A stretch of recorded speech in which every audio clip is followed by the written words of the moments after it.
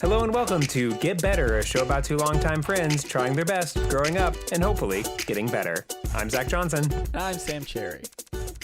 And we are back on our bullshit. The last 2 weeks we were on some new shit, but now we are back on our bullshit.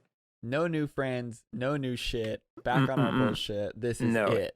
This is the show that you came to hear. Two boys doing their best. Let's kick this shit off. There, you had a recommendation station that we held off for 2 weeks while we could do a Taylor Swift episode. Yes. So this recommendation station actually has a bit of a story behind it. Okay, I'm ready. So the recommendation station that I'm talking about today is from a show called Close Enough. Have you heard of a show called Close Enough?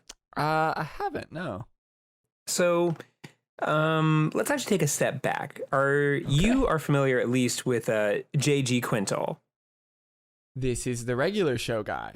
Yes. So J.G. Quintel, who we've talked about in the past, who worked on the show Marvelous Misadventures of Flapjack, and from there he kind of honed in his talent and he worked on Regular Show.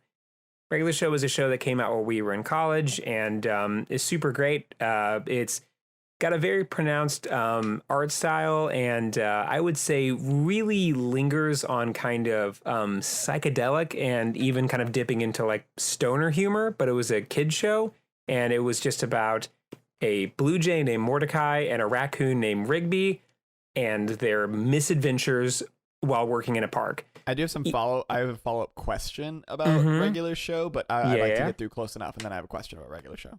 Yeah. So there was, I would just say that just a brief aside about Regular Show. It's really good. If you haven't checked it out, that's also a brief recommendation station. This is Regular Show. Each of the episodes is about 10 minutes long, and they followed this arc of kind of a normal setup, and then at about 6 to 7 minutes in, it takes a very otherworldly turn. It takes a really intense and cartoonish and outlandish and is out of this world sort of turn where they take all of the expectations and they heighten them to a wild degree. And in the episode, it just more centers on their friendship. But each episode has, like, there's ones where there is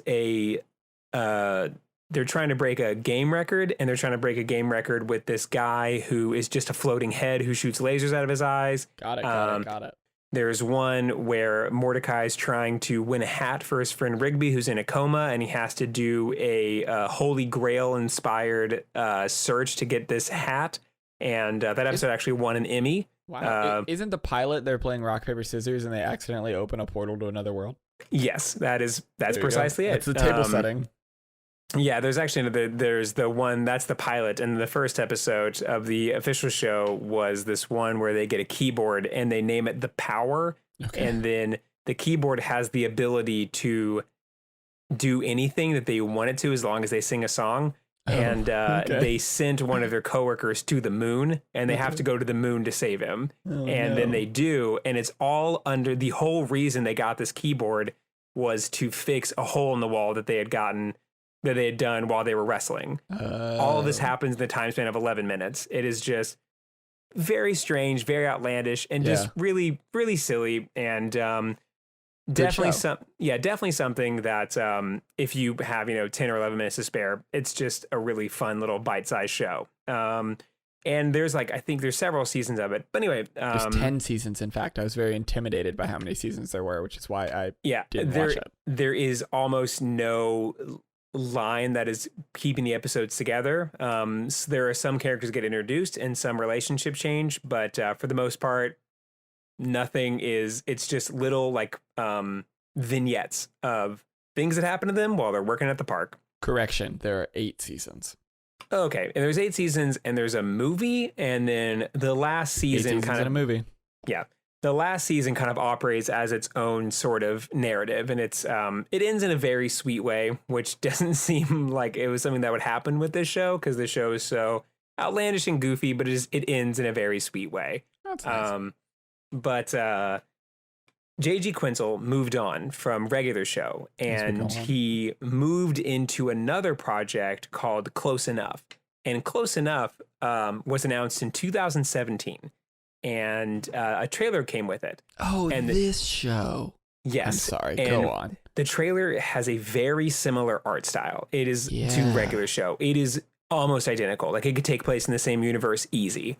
And there is just a lot of the same themes you can see happening throughout, where it's almost like the pitch was regular show, but it's for adults. Regular show, but they're people and not animals. Yeah. One of my favorite working comedians who doesn't get enough credit, Jason Mantzoukas, is on the show. He's funny. And just J.G. Quintel appears in it as well. And this trailer came out for it, and it kind of promised like regular show for adults. That happened in 2017. And then there was no news about it for 3 whole years. Wait, does the show not? I'm sorry. Okay, hold on, we're getting to it. Okay.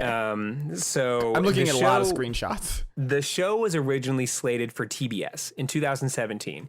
Goof. And then nothing happened. And so much so that every once in a while, every few months, I would Google Close Enough TBS, and I would just bring up like pages of opinion pieces or like Reddit posts of people being like, hey, whatever happened to Close Enough? Like, did we make this up? Did we like as a collective invent this show? And nothing ever came of it. It was just kind of like it blipped into the air and then blipped out. And then no news came about it until the beginning of the launch of HBO Max. Right. And they pull out the HBO Max launches, and there's this big grid of all the shows that are coming out of HBO Max, and one of them is Close Enough. And it was confirmed by J.G. Quintel that that was indeed the Close Enough that had been pitched 3 years prior, that had been fully animated, fully done, and just never came out. Wow. And so do you know the story behind that? What happened with TBS? There is not a lot about what happened there. I think that... So there's a lot of rumors. There is this kind of idea that there was a whole slate of shows. Like TBS was trying to do its own animation rival to the slot on Fox News, which has Bob's Burgers and Family Guy and The Simpsons. Probably not Fox News. I said Fox News. I didn't mean to say Fox News. Fox dudes. Fox dudes who watch crude cartoons.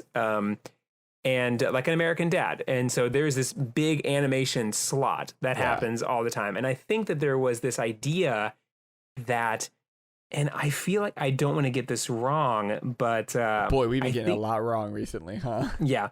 The audience doesn't know about that. Well, I'll tell you what, there are a lot of factual errors in the last 2 episodes that I have had to really think about.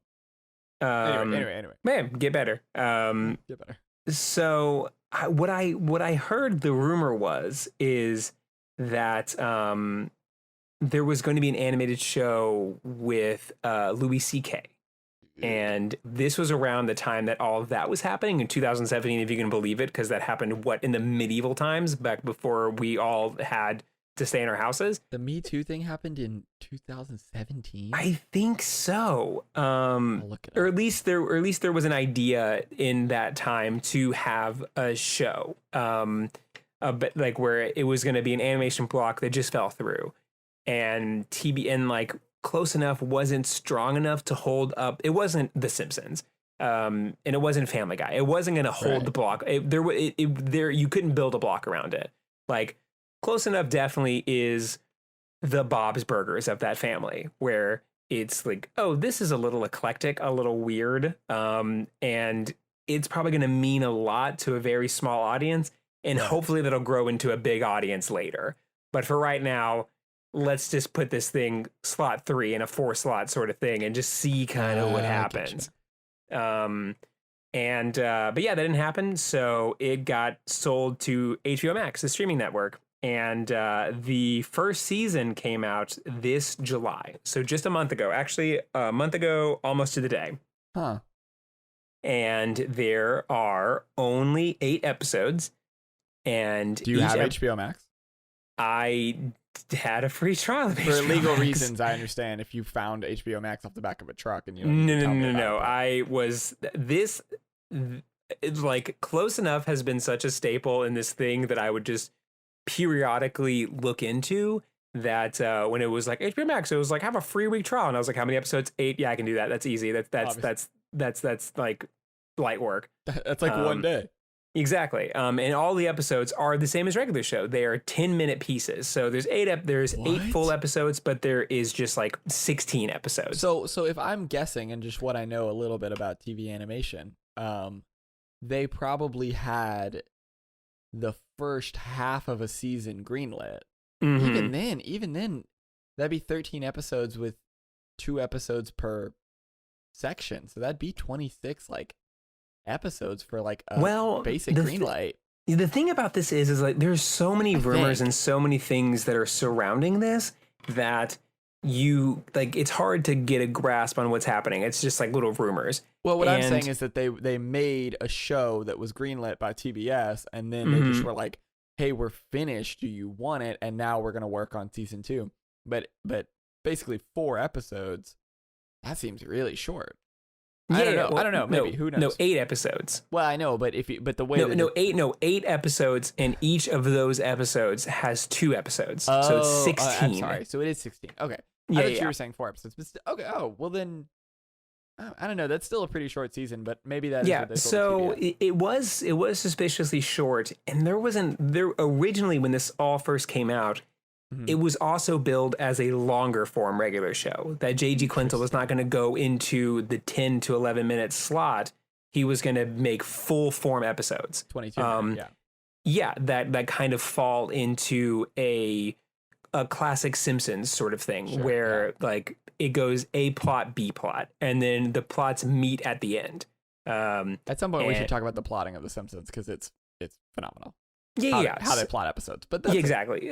So it would follow. They were trying to go by that model, and then all these episodes came out, and they were each of them 11 minutes. And so I think that in the intermediary 3 years while it was gone, a lot of this got cut out, and they changed the pacing of it, or they reanimated and retooled some things to where episodes that were connected became disconnected, and the A story and the B story were pulled apart from each other, and they were turned into 2 separate episodes. God, that sounds so interesting. Because I wonder. There are a few episodes that kind of happens in where you have like an episode where it's just 2 of the characters, and the other 2 do not show up, and you're kind of like, that was interesting that they had nothing to say that entire time.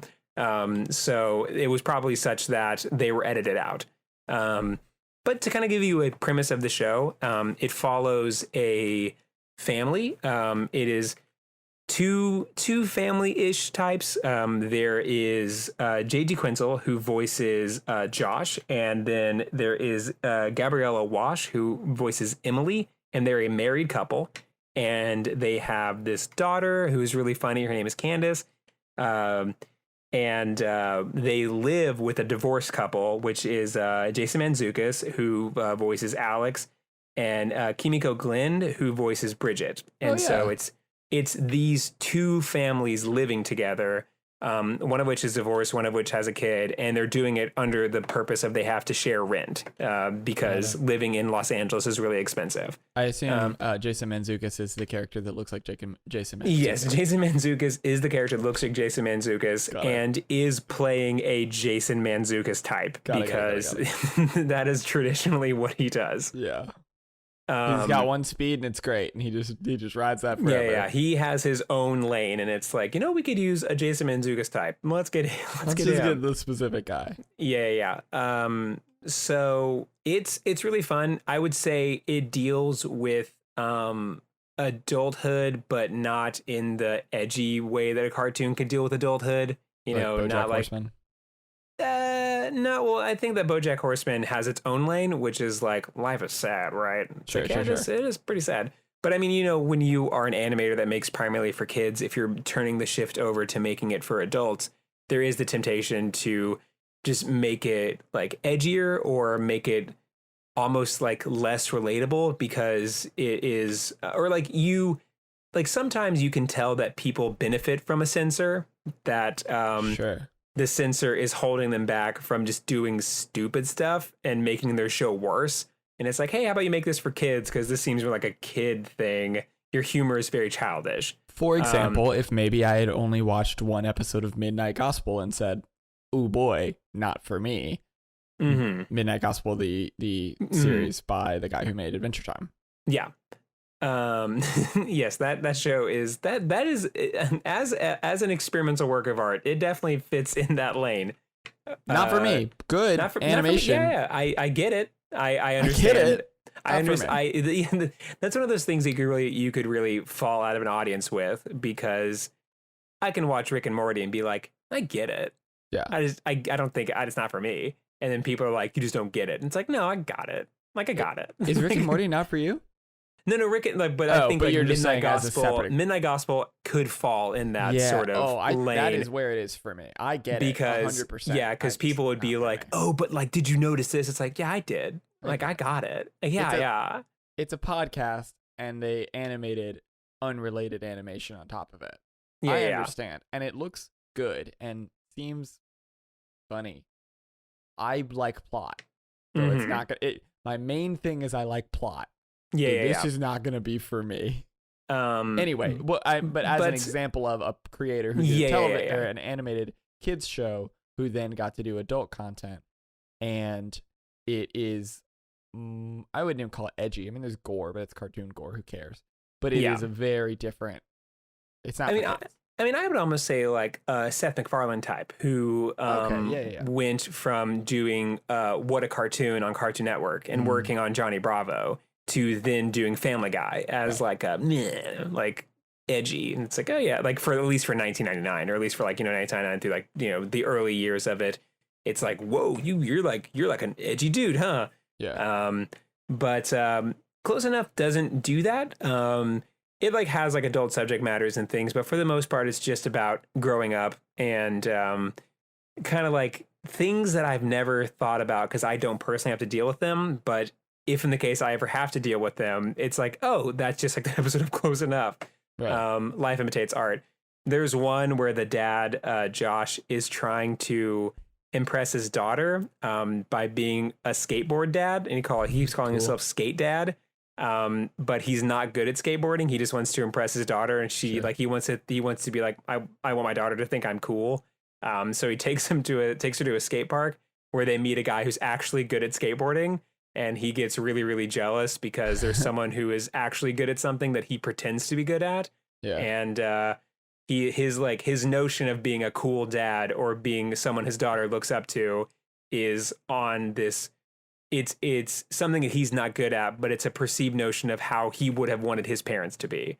And it's like, it's also very sweet. There's one where the mom character is trying to join their daughter is in daycare, and she is trying to join a pack of cool moms. Oh, cool. There's the LL Bean moms, and then there's the single moms, and there's like the hiker moms, and then there's the cool moms. And she has to enter into the world of like daycare politics in order to become seen as like a cool mom, because that's who she wants to be, or who she wants to be perceived as. And it's just, I think there's just like, it is as ridiculous as regular show, where the plot moves in a very linear way, and then at about the 7-minute mark, something incredibly wild happens, and then it's just like, okay, this is the universe you live in. Just accept that. Like, this is Los Angeles, but there is now an open volcano in the middle of the city. That's just how things are. Got it. It kind of just like almost puts you into the situation like that. Like, there's no explanation. There you go. Like, you're smart. You figure it out. But yeah, it's really funny. It's really good. There's only 8 episodes. I think that is a definite. It's just good to like. Well, there's like an animator and a creative voice that you really like. It's just good to see him again, and like to see that they're not. It's like it is like he's not really doing things too tonally different from how regular show was. Whereas regular show, I think was about just being okay with growing up, and like. This show is like about kind of being okay with being old, or like like kind of having time have passed you by, or and not like, being young. Yeah, like in regular show was more about friendship, and this one is kind of like family. So it is a definite it is like definitely something that I think J.G. Quintel had to break away from on regular show and do it in his an own separate project, because those things just would not fit with the themes of regular show, where like regular show is about just kind of like the power of friendship and then the like what it means to like have someone you're close to, kind of like a found family. And this one's like about actual family and the conflicts and the oddities found within that. And I think just, yeah, he had to break away from each of them creatively in order to do the next one. But it's really fun. It's definitely the exact same creative voice. Quite literally, because it's his voice again. Of course. And he is not doing a different voice. J.G. Quintel is it's the Mordecai voice. He is doing the exact same thing. The character is very Mordecai-esque. So you can tell it's very loosely, or like it's like, this is a guy named Josh. It's like, this is you. Like, this is who you are. Well, it's like Justin Roiland. Like, I've heard a lot of interviews with him. He does Rick and Morty. And he's talked about like, yeah, man, I don't know. I've gotten a lot of mileage out of this one voice, but like basically, like he like voiced a video game or something just recently. And he's like, it's just the Morty voice. I don't know what you want from me. And like, he's talked about like, yeah, I don't know what I'm going to do because I've just kind of got this one voice I do. And everybody knows it now, so I don't know what I'm supposed to do. Which is funny because like some people aren't. I mean, not everybody's these like talented. The Bugs Bunny guy who like did every single cartoon. Yeah. Like, yeah, I kind of liken the team of Justin Roiland and Dan Harmon to kind of being like Neil Brennan and Dave Chappelle from the Chappelle Show. Sure, Neil. Just you would love Neil. I think Neil's funny. I only know Neil in the context of the Dave Chappelle Show where he would like talk about Neil. He would, like when Neil getting mad at him and stuff like that. Yeah. But the way they describe the Chappelle Show is the way that at least Neil describes it. Is it's like you and your friend have an inside joke and then you film it and then it's the top viewed show every single week for 3 years, and you just keep filming a joke you do with your friend, and it is shocking that it keeps resonating because you're just hanging out, and then it's like now you're making millions and millions of dollars, and it's just like, I didn't know this was going to be as funny as you guys thought it was going to be. We were just joking around, and I kind of liken that, at least for just like Justin and Dan, just like, oh, we were just like, I was just doing like a parody of Back to the Future, and now I'm a millionaire. Right. That's kind of puzzling. Yeah. And now I'm on all these blogs as like the greatest show of all time, and I've become a joke myself because people that liken themselves to be intellectuals are talking about how this is the smartest thing that's ever been written. Right. And I'm just making fun of Back to the Future. Right. And now I'm the voice for this entire fan base who thinks I'm some god level genius. For this intolerable group of Reddit users. Yeah.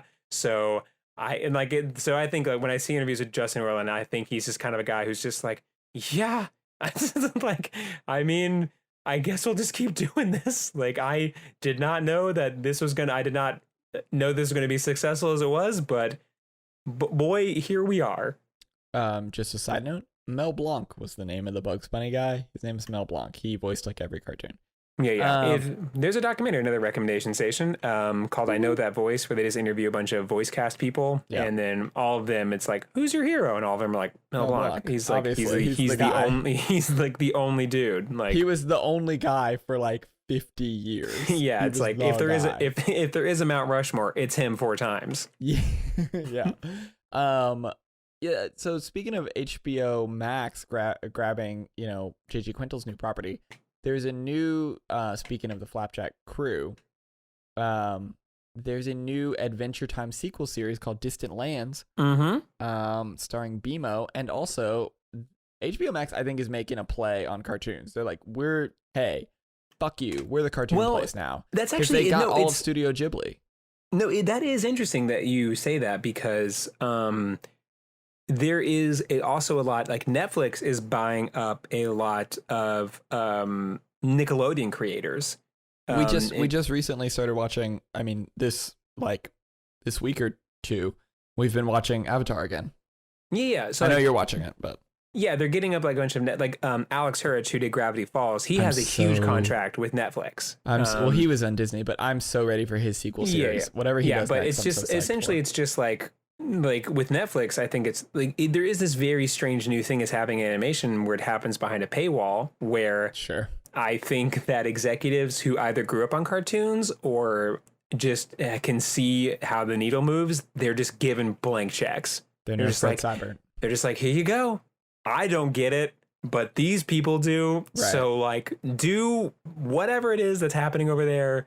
You do that. And I guess we'll just count the money from it. Well, I mean, you have that whole like Flapjack class. Like you have those people who really did shake up cartoons. Not to say that they were the first. I mean, I think Fred Cyburn and his whole like cartoon revolution of Nicktoons and What a Cartoon, like were kind of the match that lit it. But you've seen dividends from that. You saw the whole cartoon 90s and you saw all of that Dexter's Lab and Ren and Stimpy and blah, blah, the stuff we talk about like every other week. And now we've got this new class of people who did all the shows that we're always talking about, including Rebecca Sugar, although she didn't work on Flapjack. And well, they finished all the shows. Like I think every one of the shows that we talk about of that group, Adventure Time, Gravity Falls, Over the Garden Wall, Regular Show, and Steven Universe are all over. So all of them are coming back with their sequel series of like, hey, this is my other thing that now I'm doing. And it's just like, I mean, they're just such a phenomenal voices. And I'd like to talk about the current class of, although I don't know any of the creators' names. Hey guys, there's still some great fucking cartoons on right now. And I, hey, if we can take another stop on the recommendation station, or the things I'm currently watching now that I've finished the Flapjack class of things. Although I never watched Regular Show, I need to get back to it.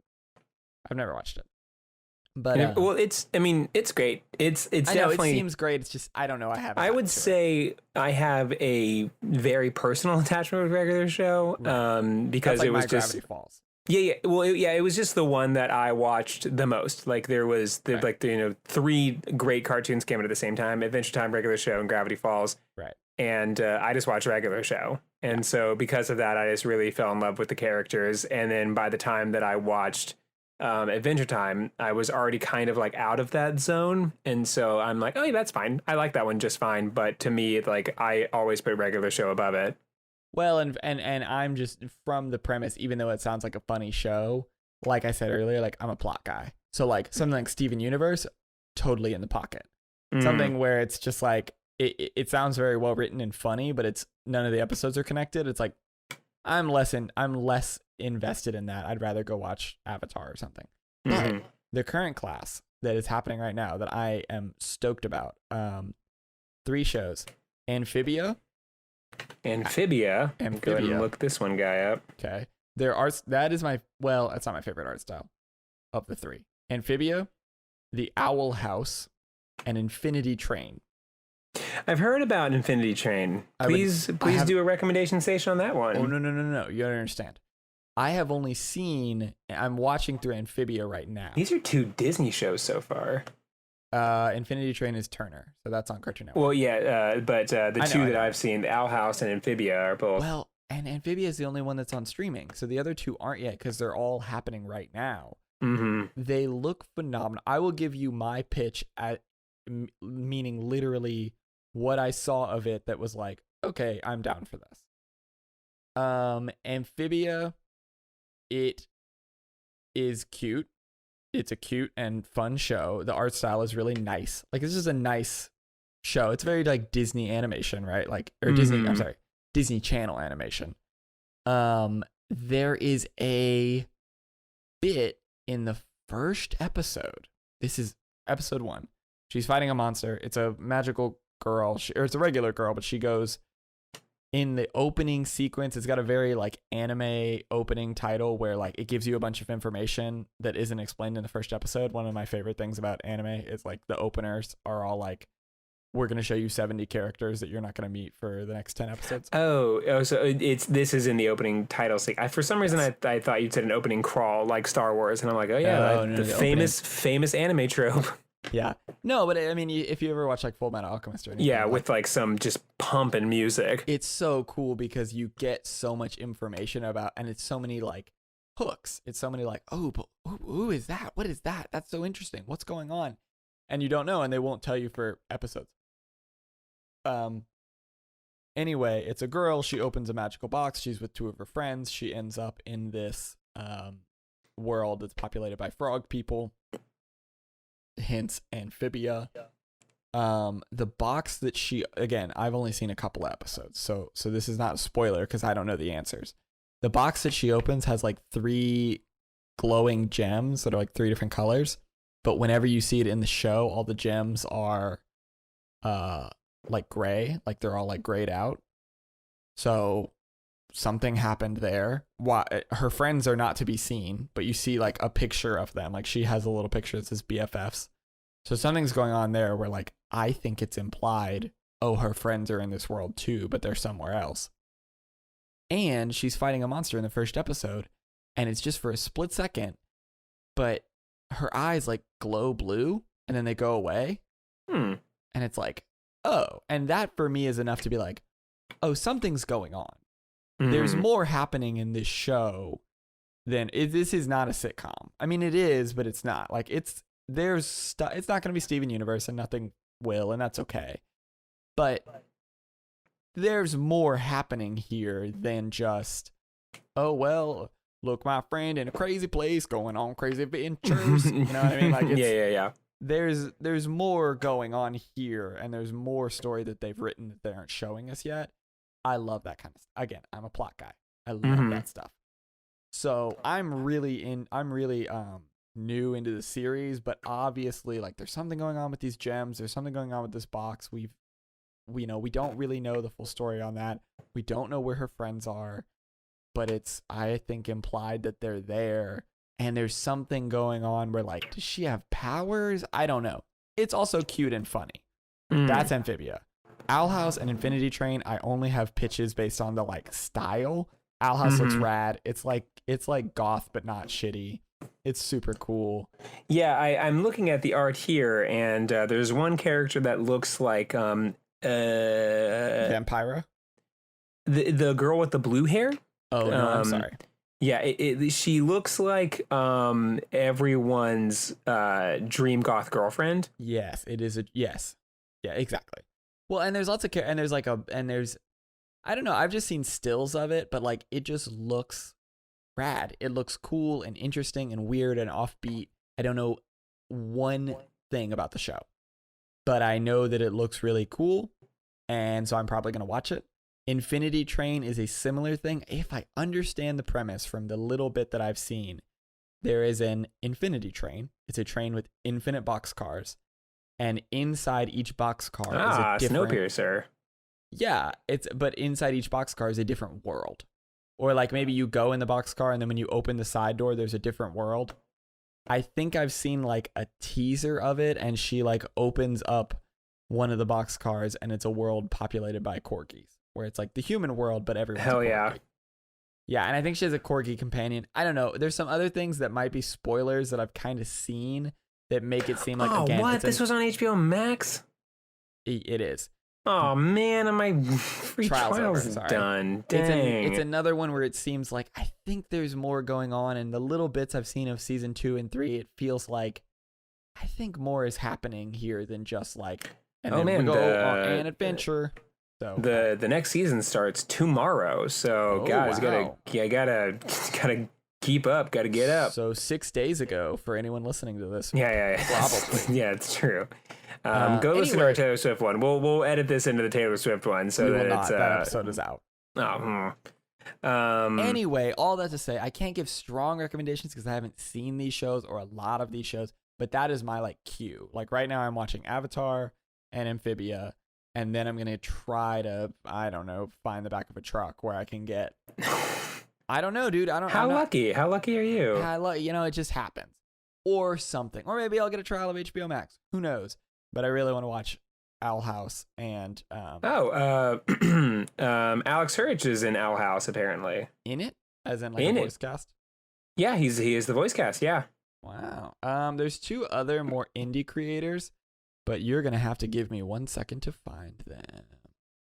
The Owl House is where my cool goth girlfriend lives. She's got blue hair and a nose ring, probably. How many cool rose tattoos do you have, my goth girlfriend? My dream goth girlfriend.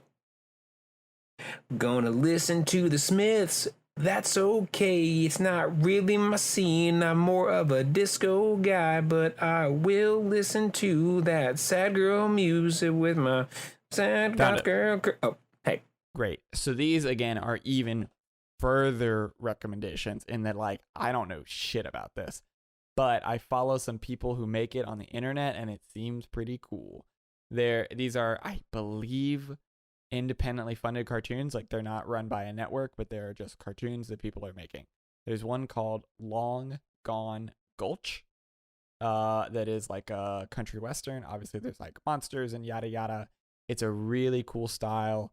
It's very like 90s and it's just like weird shapes and it's really energetic. That seems cool. And then again, this is my weakest recommendation in that I've seen the art. It seems interesting, but if it turns out this isn't a good show, I'm sorry. Oh no. This is what's up? I know, I was just like the show you recommend. It's like, oh no, they have a lot of problematic views. Yeah, it's springtime for Hitler in Germany. Oh no, it's called Has Been Hotel. I think it's adult animation in that it has like adult themes, but I'm not sure. It seems from everything I've seen. This is some Invader Zim looking shit. Oh, you're on Long Gone Gulch.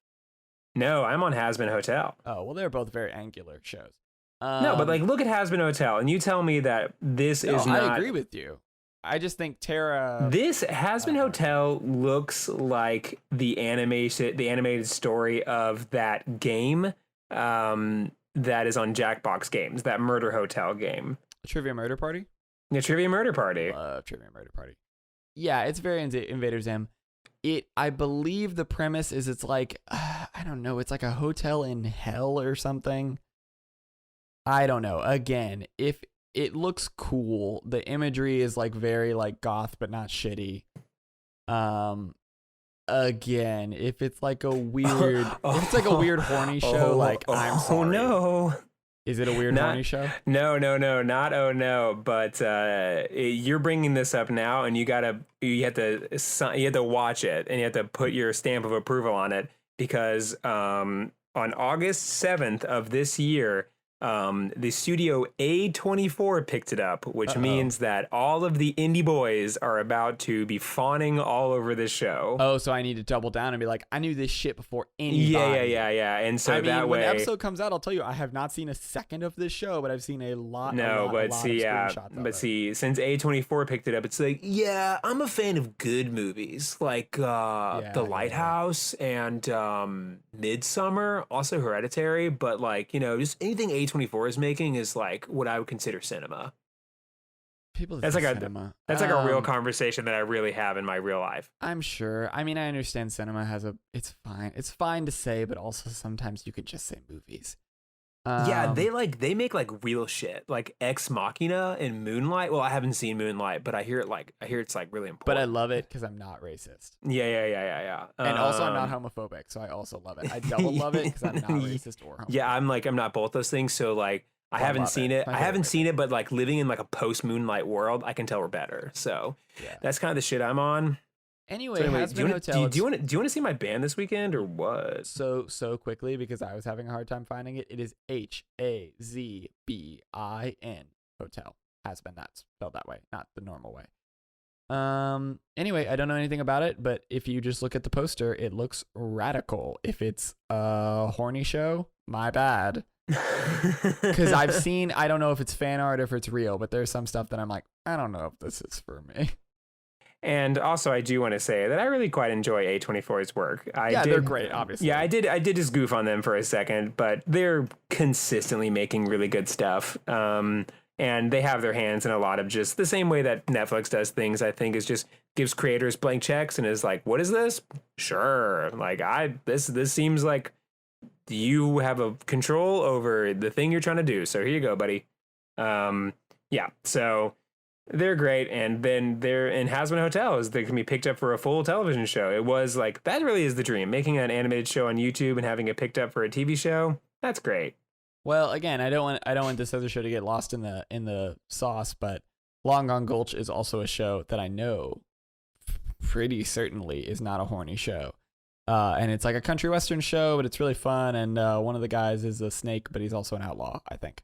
Yeehaw! It looks great. It looks funny. The person who makes it is on the internet, and she seems nice and funny. So check any of those. Check any of the 5 shows that I haven't seen. Yeah, Amphibia, Owl House, Infinity Train, Long Gone Gulch, and Hazbin Hotel. That's also, the new class. Also close enough. But again, everybody knows JG Quintal. You know that. Yeah. Right? So these are the up and coming creators. These are the ones that have not yet. They cannot live off their name alone. Yeah. Can I just a quick roundabout back. Yeah, sure. So many tabs ago, I did search Seth MacFarlane, and the number one search result. Do you want to guess what the number one search result for Seth MacFarlane was? Number one search result for Seth MacFarlane. I think it's going to be something weird that he does. Mm-hmm. And there is one weird thing that I know he does that I feel like is not talked about a lot, which is Seth MacFarlane, one of his albums, one of his lounge singer Frank Sinatra big band inspired albums that he has been coming out with. You were close. It was Seth MacFarlane 9/11. Oh, okay. He did do a 9/11 satire, I guess. I think he did a 9/11 album. Yeah, there's an album about songs about 9/11, I think. Wait, is that true? Is that what this is? No. Okay. It just says Seth MacFarlane 9/11, and I didn't want to get into reading it because I was doing a show with my friend. Okay. But anyway, and if you guys are interested, Seth MacFarlane came out with a new album just last year called Once in a While, and he's been coming out with albums consistently every 2 years. This guy is weird, really putting a lot of effort into this. That's really fun. I mean, listen, it's his little side project. You can do it every once. This is his money. Sure. And he's a good singer, so you can do it. We'll do a Seth MacFarlane episode. We'll listen to all the Seth MacFarlane albums, and we'll give you guys the rundown. I will not do that. Okay. But that's fine. I'm sure he's a wonderful singer. Yeah. Anyway, that was a very long recommendation. That was several stops on the recommendation station. And I wasn't even fully recommending any of them except for Amphibia, which I have seen 5 episodes of. So. I think you're just giving the new blood, just saying that, hey guys, this is on the docket. If you guys are into cartoons as much as we are, here are some stops. You can get off. We're just driving the train. You can get off at the Hazbin Hotel. You can get off at Long Gone Gulch. This is an infinity train, and so there's lots of stuff going on. Not every mixtape is good, but some mixtapes are Section 80. And you know what? You just gotta jump around. Gotta jump around, and maybe it's gonna be.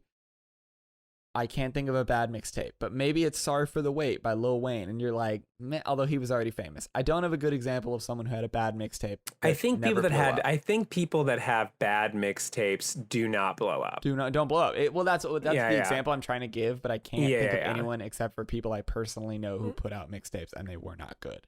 I mean, I know a couple. I don't know how plugged into the like what's happening in rap currently, but there's some. There's Lil Pump. There's things that he's doing. There's Trippie Redd, things that he is doing. But those people are famous.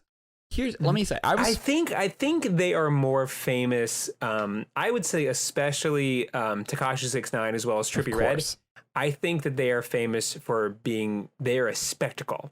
They are spectacular. Yeah. They are just like, what is, because especially, I don't know if you know who Trippie Redd is. I've heard 6ix9ine's music, and I kind of, to some degree, I get it. Like I listen to it, I go, okay, this is kind of like like I imagine when people first heard Nirvana, they were like, "Why are these kids yelling? I can't understand these words." Sure. And it's just like It's rowdy music. It's just kids. Yeah, it's kids being rowdy. They want to jump around and be rowdy. And so Tekashi 6ix9ine kind of took the mantle of like, okay, everyone, I'm the rowdy boy. And then he just like, I listened to it and I was like, oh yeah, this is rowdy boy music. This is like, this is I'm a bad kid music. Yeah. I could not tell you a note of a song that Trippie Redd has done. I don't know anything about him, but every time I see him, I go, that's Trippie Redd.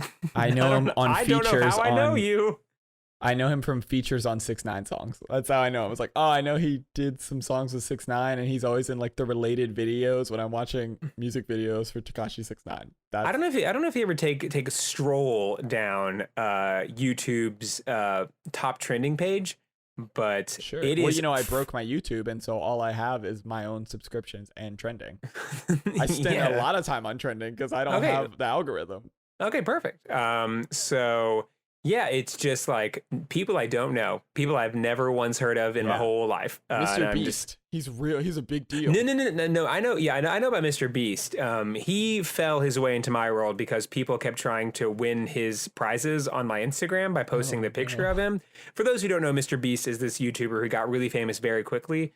And his whole shtick is he has silly little contests where he gives away bonkers amounts of money. Absurd, like it's like his friends, and he's like, hey everybody, today we're gonna put on VR headsets, and whoever can wear the VR headset the longest gets $100,000. And it's just like, I think I could probably stand to go a little bit with a VR headset on if it meant that at the end of it I'm gonna get $100,000. I think that I think I could piece it together. The video I see all the time is the thumbnail is a guy with a pizza going, what?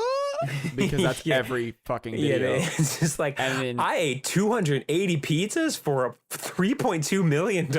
No, what it says is it's like he ordered the pizza, or he delivered the pizza. I tipped the house. I don't want to watch Mr. Beast videos. They do not seem like my lane. They don't. Basically, however, it seems like he gave a pizza guy the house that he was delivering it to. Yeah. Just gave him a house.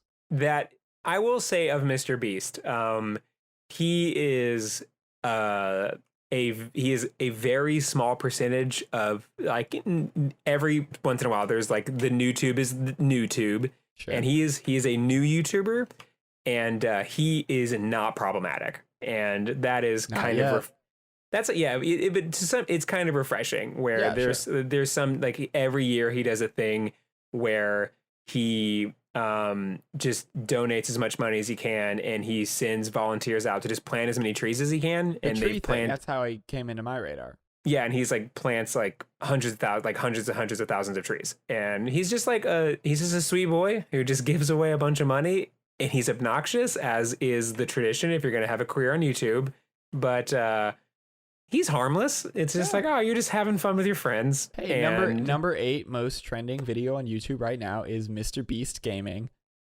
The title is I downloaded the world's hardest mod, and it's a Minecraft video. Yeah. So harmless. Exactly. He's not out here, being a rapist or something. Yeah. Or having had a very long career that people are looking into.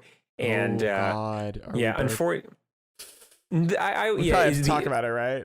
I mean, we don't have to, but I feel like we've said some positive things before, and we need to maybe address it. It's have we said positive things? We had a whole episode where we were like, wait, bleep this out. Who are we talking about? We're talking about Shane Dawson. Oh, have we said positive things about him? Well, in an early episode, we were both watching the Shane Dawson documentary about Logan Paul. Fuck. And I think we were like, I remember you said, hey, the way he talks about mental health is really problematic. But then we both were talking about, I think, honestly, I know at least me, maybe this is a personal thing. Let me clarify some statements about Shane Dawson, if you'll give me the platform for a second. Yeah, sure. So this is the episode everyone's been waiting on. When they hear the Taylor Swift episode part 2, they're going to be like, when is Sam going to address the Shane Dawson controversy? Exactly. Okay, so no, I just want to, like, for future, just like, because I'm always thinking about everything we say on the show. I'm like, is this going to be it? Is this going to be the thing that ruins my life later? I think in an episode we talked, anyway, I'm sure I said something along the lines of like, yeah, I know who Shane Dawson is. I've been watching his videos for years. and I want to clarify that statement that I probably said. I know who he is in the same way that I know who Jenna Marbles is. Like, I've seen Jenna Marbles videos, sure, over the last 10, 15 years she's been on YouTube. And if you showed me a picture of Jenna Marbles, I would go, yeah, that's Jenna Marbles. I know who that is, and I have a vague idea of like what her shtick is. Obviously, that's changed over the years, but I'm aware of her. My main exposure to Shane Dawson is like that, like, oh, I know who this guy is for sure. And I kind of have an idea what his shtick is. And then when the documentary series, specifically the TanaCon one, because you know how I am into failed conferences. Yeah. Like my boys at Fire. Oh my gosh. Well, I have a note about Firefest we need to get back to. Anyway, I was like, oh, I want to watch something about TanaCon going poorly. Let's watch Shane Dawson. And then I watched all his documentaries up until recently when let me look up this guy's name. D'Angelo Wallace. That's his name, D'Angelo Wallace.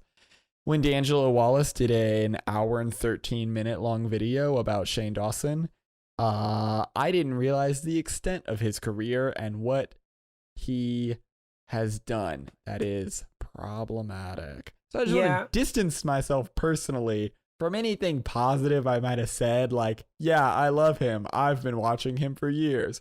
What I meant is, I've known who that person is for like 10 years, and I've watched the documentary videos. I will say That's this. where I'm at. And I'm not, this is not me defending Shane Dawson at any point, but for those of us that were born in the early 90s or like somewhere around that time, we all had to live through a very strange time in online comedy, or like at least comedy, like comedy in general, where shock and comedy, the Venn diagram on that became a circle. And it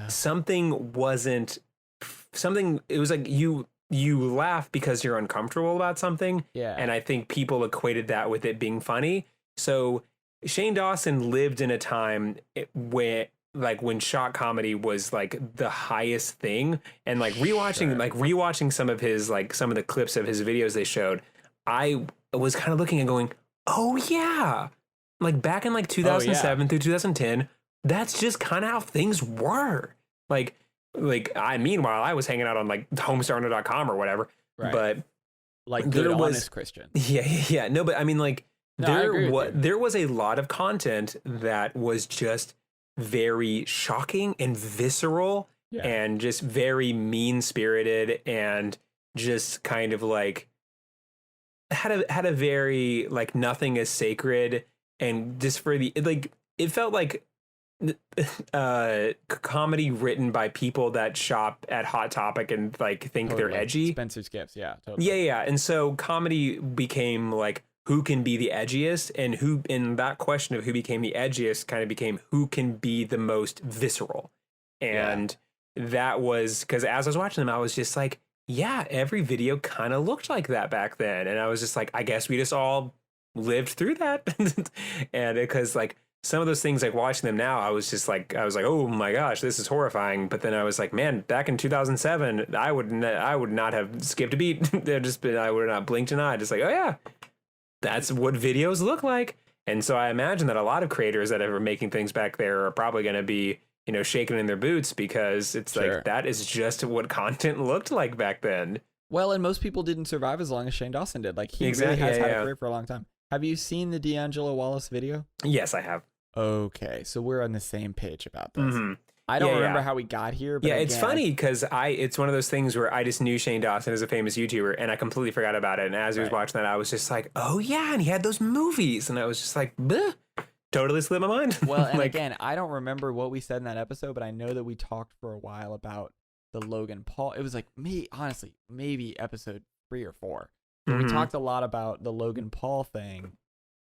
And I just know me well enough to be like, I bet I said, I know him. I've been watching him for years.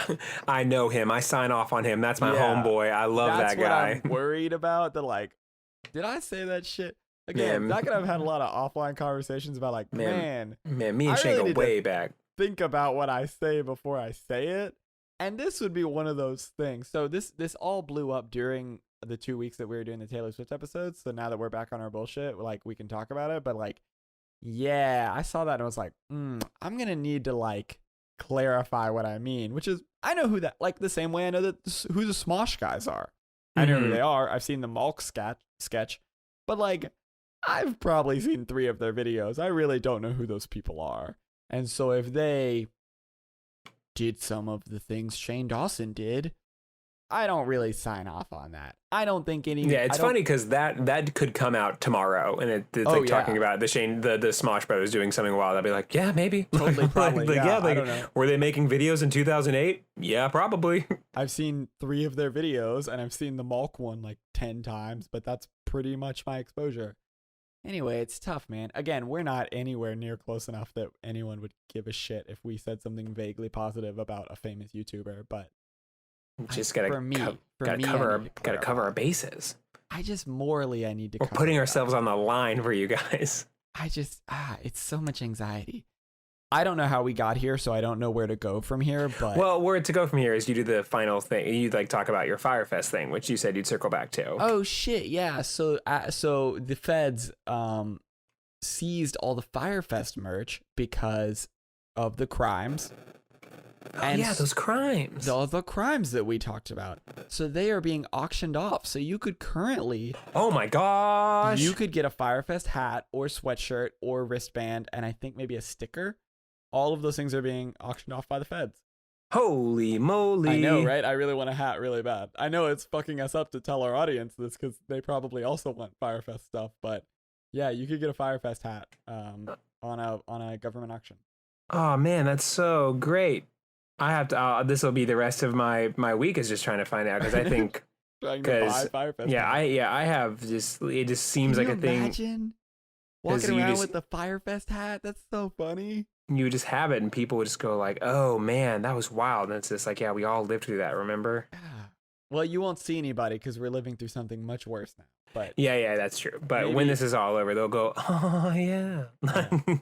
I remember in the before. No, time. dude, I bet if this is an auction, I guarantee that this is going to be bought up by all the hype beasts, like people that have online stores or things like that, because they know the marketability of this is going to be really high. Unfortunately, I think I am going to be getting it secondhand. I think I'm going to be getting it off Amazon because I'm getting a Firefest hat, but I'm going to get a Firefest hat off Amazon from someone who buys it on the auction. And I understand there's a markup involved, but I'm not. There's definitely going to be a markup. Yeah, I think I'd have to actually find this from someone. Well, I'll send you the link if I find it. But thank you. Anyway, yeah, that's my. And we're not going to send it. No, we're not going to send it to the viewers. Fuck you. Co-host above everyone else. What? No new friends. No find it yourself. All my new friends are fake friends. Exactly. Anyway, that's our show. Thank you all so much for listening to Get Better. You can find us on Instagram at getbetterpodcast.com. That's get_better_podcast.com. We're finally up to date on all of our Instagram things there, and we have them in little bite-sized clips that you can send to your friends to get people interested in the show. Once again, the best the best advertising is word of mouth, and so we rely a lot on you guys, a lot of our fans in West Virginia, as well as California and Ireland and all over the place. Excuse me, it's regular Virginia? Oh, it's regular Virginia. It's regular. Well, then let me go on the record and say, fuck West Virginia. Fuck West Virginia. Hey, gang, Virginia. Gang, Virginia. Virginia or nothing. Fuck West Virginia. Absorb West Virginia and make one big Virginia. Yes, obviously you are the stronger twin. Take over West Virginia, consume them, and take their power.